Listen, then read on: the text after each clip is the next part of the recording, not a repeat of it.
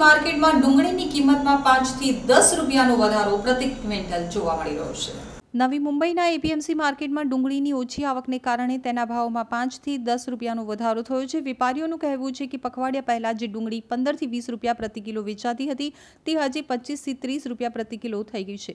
આગામી 15 દિવસમાં આ ભાવ 40 રૂપિયાને પાર કરી જશે તો ડુંગળીના વેપારીઓ એવું કહી રહ્યા છે કે ડુંગળીના ભાવમાં વધારો થશે તેવી સ્થિતિ સર્જાશે।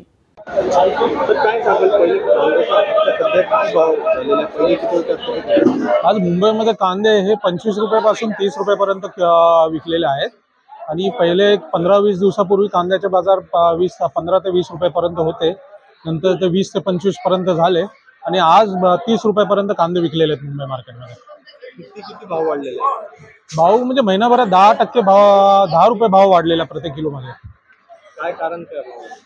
कारण असं आहे, आता बाहेरचे जे माल होते ते शेतकऱ्याचे संपलेले आहे, त्याचा जो चाळीमधला माल आहे तोच शिल्लक आहे आणि बाकी साऊथ नॉर्थ ह्या ठिकाणावरून कांद्याला डिमांड येत आहे, त्यामुळे कांद्याचे रेट वाढलेले आहेत। पुढे का अजून वाढणार? हो, अजून जर जून मध्येच 30 रुपये कांदे विकत आहेत तर पुढे अजून वाढण्याची थोडी शक्यता आहे। किती वाढणार ते आता तर सांगू शकत नाही आपण, पण अजून एक 10-1 रुपयाची वाढ तरी आपण अपेक्षित धरू शकतो। किती गाडीची आवक आहे? आज 40,000 पिशवीची आवक आहे, 140 गाडीची आवक आहे।